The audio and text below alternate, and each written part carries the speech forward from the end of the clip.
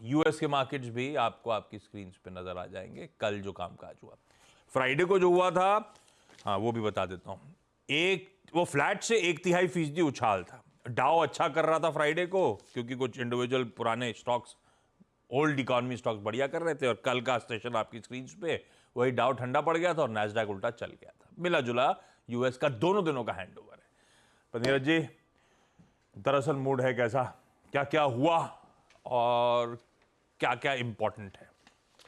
देखिए, मूड तो बहुत ही अच्छा है हमेशा की तरह। हाँ। लेकिन पहले क्लियर कर दें कि जो ईरानियन राष्ट्रपति की डेथ हुई है ना, हाँ।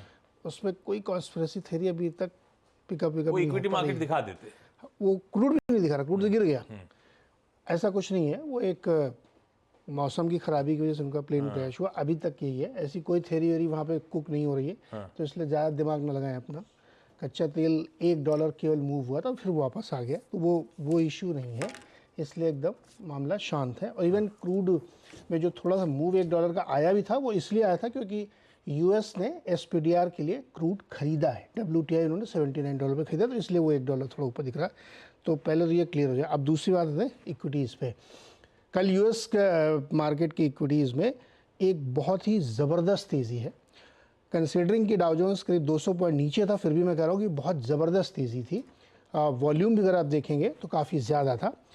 ये तेज़ी लीड की नैस्डैक ने, टेक्नोलॉजी शेयर्स ने, क्योंकि एनवीडिया के रिजल्ट्स आने वाले हैं और उस पर लोगों की होप बहुत बिल्ड हो गई है, और ऐसा मान रहे हैं कि टेक्नोलॉजी शेयर्स को नई दिशा वहीं से मिलेगी। तो एनवीडिया के साथ साथ बाकी टेक शेयर्स में और जितने भी चिप वाली कंपनीज़ हैं उन सब में तेज़ी हुई। डाउ क्यों गिरा? डाउ इसलिए गिरा क्योंकि उस सबसे ज़्यादा वेट रखने वाला जेपी मॉर्गन जो है, उसके जो सीईओ हैं जेमी डायमंड, उन्होंने एक बात कही कि वो अपना रिटायरमेंट 5 साल से पहले प्लान करें। किसी ने पूछा उनसे, तो उन्होंने कहा वो पद से हट सकते हैं, succession plan on the way है और जल्दी ही वो इस पे कुछ हो सकता है। तो मार्केट को ये बहुत अच्छा लगा। साथ ही उन्होंने कहा कि बहुत इतने ऊंचे प्राइस पे हम बाई बैक नहीं करेंगे। तो चूँकि लाइव हाई पे 52 हाई पे स्टॉक था, तो वो करेक्ट हुआ और हैवी वेट की वजह से डाउ नीचे आया, इसलिए डाउ आपको नीचे दिख रहा है। अदरवाइज तीनों इंडाइसेस में एक बड़ी तेज़ी यहाँ बनती। एक बात उन्होंने जो कही है, अभी तक आपने आशीष जी सुना होगा, आईटी में कहते थे कॉशियसली ऑप्टिमिस्टिक, उन्होंने कहा मैं कॉशियसली पेसिमिस्टिक हूँ मार्केट को लेकर के। वो बहुत आड़े टेढ़े बयान देते हैं डायमंड साहब। तो ये बात उन्होंने कही, लेकिन इसका बहुत ज़्यादा असर मार्केट ने लिया नहीं। कुछ 2-3 फेड के अधिकारी भी ज्ञान दे रहे थे, तो तीनों का लब्बो-लुआब ज्ञान का ये था कि एक रेट कट शायद हो सकता है इस साल, बाकी संभावनाएं कम है। उसमें एक वाइस प्रेसिडेंट है फेड के और 2 अलग अधिकारी हैं, अटलांटा फेड प्रेसिडेंट बॉस्टिक साहब भी हैं। तो नेट आप देखिए कि फेड की बातों का किसी ने कोई नोटिस ही नहीं लिया। जेमी डायमंड की बात का असर सिर्फ जेपी मॉर्गन में पड़ा, इसलिए आपको डाउन नीचे दिखेगा। अदरवाइज मार्केट में बहुत बड़ी बाइंग कल हुई है, और 2-3 लोग और जैसे जेपी मॉर्गन वगैरह, मॉर्गन स्टैनली वगैरह निकल के आए, इन्होंने अपने टारगेट 5500 के S&P वगैरह के किए हैं, जो कि बहुत ओल्ड टारगेट है। 5700 ऑलरेडी एक दे चुका है। एक और हालांकि बहुत बड़ी नहीं, छोटी रिसर्च कंपनी यार्डनी रिसर्च, उसने तो जो टारगेट दिया वो मुझे बोलने में बहुत अजीब लग रहा है। वो कह रहा है कि डाउ जोन्स अगर अर्निंग्स ऐसी चलती रहीं तो 60,000 जा सकता है और S&P 8,000 जा सकता है। इस तरीके के एस्ट्रोनॉमिकल फ्लाइंग टारगेट दिए जा रहे हैं, लेकिन इसको अभी आप बहुत नोटिस मत लिए। लेकिन नेट ये कि मार्केट में बहुत बड़ी तेज़ी यूएस में अभी भी बनी हुई है। बढ़िया मूड है, बढ़िया मोमेंटम है, कोनो दिक्कत नहीं है भाई ग्लोबल इक्विटी मार्केट से। खैर ये डे ऑन डे हैंडओवर बढ़िया ही रहा है यूएस से, कोई दिक्कत सामने नहीं आ रही। अच्छा, वीकेंड में क्या क्या हुआ था वो तो मैंने हाईलाइट कर रहा था आपको, जिस पर आज सब रिएक्ट कर रहे होंगे या फिर पॉस्चरिंग हो रही होगी बाजार की। एक और चीज थी, जरा लेके आइएगा पीएम मोदी की कोट प्लेट। एक इंटरव्यू में वो कह रहे थे भारतीय शेयर बाजार अपने सारे प्रीवियस रिकॉर्ड्स तोड़ देगा 4 जून को।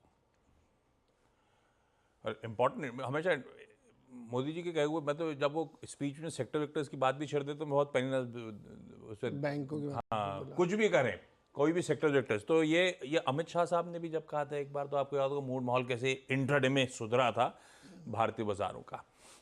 खैर बेसिकली वो जो नर्वसनेस है दलाल स्ट्रीट पे, उसे प्ले डाउन करने की कोशिश थी उनकी। उनका ये कहना था कि आप देखेंगे सारे पुराने रिकॉर्ड्स शेयर बाजार तोड़ देगा जब 4 जून का वर्डिक्ट सामने आएगा। हालांकि मैं कोई एक्सपर्ट नहीं हूं, पर एक काम कंपोज सा आउटसाइड ऑब्जर्वर हूं। एक सेकंड प्लेट लेकर आइएगा। 2014 2019 दोनों के आंकड़े आपकी स्क्रीन पर आएंगे जब था बात वेव है बीजेपी की। प्लेटें लाइए प्लीज क्विकली स्क्रीन पे, तब तो कंटेक्स्ट आएगा।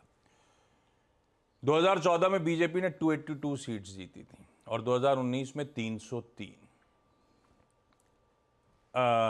बस जो हाफ ए मार्केट 272, उसको पार करना लॉजिकली इंपॉर्टेंट है।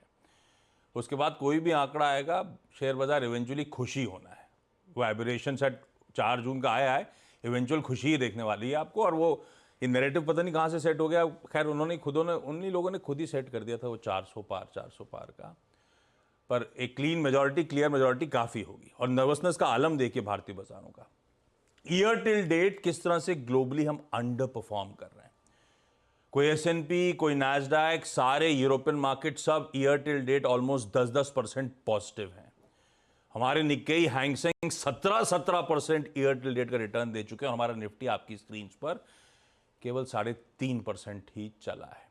और नर्वसनेस के आलम का एक और, वैसे इलेक्शन ईयर होता हमेशा बेहतर है भारतीय बाजारों के लिए। 2014 का जो वर्डिक्ट आया था, 2019 का जो वर्डिक्ट आया था, दोनों सालों के निफ्टी के रिटर्न्स आपकी स्क्रीन पर हैं। 32% 2014 में, 12%, 13% 2019 में शेयर बाजार ने रिटर्न्स दिए थे। इस इलेक्शन में अब तक सिर्फ 3-3.5% और मैसिव अंडर परफॉर्मेंस वीजा भी ग्लोबल इक्विटीज। और अंडर ओनरशिप का एक और प्लेट दिखाता हूं, FIs किस तरह से बियरिश हैं इस समय भारतीय बाजार में। मंथ टिल डेट, ये सिर्फ मई का आंकड़ा है अब तक का, अभी तो मई बचा हुआ है। 35-36 हजार करोड़ रुपए की बिकवाली और 2024 में ऑलरेडी अब तक वो जो 1,20,000 करोड़ रुपए का आंकड़ा आपकी स्क्रीन पर है, यानी कि $14.5 बिलियन अब तक FIs बेच चुके हैं। इस तरह से हम पोजिशन है इस इलेक्शन वर्डिक्ट के लिए। तो इलेक्शन वीक जो लास्ट राउंड है, उस समय आसपास जब बाजार हरकत आती है तो बड़ा इंपॉर्टेंट होने वाला है। ये देखिए प्री पोजिशनिंग बाजार की। खैर ये सब तो आगे की कहानी है। आज का अप्रोच निफ्टी का समझ लिया जाए। वीरू से हमने बातचीत करी थी कि हम दोनों इंडस्ट्रीज पे अपने लॉन्ग्स कैरी करके जाएंगे। उस सैटरडे के सेशन में, वो ट्रंकेटेड सेशन में, उस स्पेशल सेशन में भी यही बातचीत हुई थी। जिस तरह के स्टैट्स हैं दोनों इंडस्ट्रीज के स्ट्रांग नजर आ रहे हैं। वीरू वो पोजीशंस कैरी कर रही थी, आज एक गैप अप एंजॉय करने की तैयारी कर रहे हैं। क्या वॉच आउट करना है, क्या रणनीति होगी निफ्टी बैंक पे? गुड मॉर्निंग आशीष। देखिए इस सेशन से पहले जो वो 2 सेशन थे, निफ्टी ने 20 डिमा के ऊपर डिसाइसिवली 2 दिन क्लोज दिया। निफ्टी बैंक ने शुक्रवार और शनिवार दोनों दिन 20 डे एक्सपोनेंशियल मूविंग एवरेज के ऊपर क्लोज दिया। काफ़ी टसल के बाद थोड़ा सा अगर आप देखें विक्स स्लाइड हुआ था और 20 डिमा के ऊपर इन दोनों इंडेक्सेस का क्लोज होना आई थिंक मुझे कन्विक्शन दे रहा था कि लॉन्ग को कैरी करना चाहिए।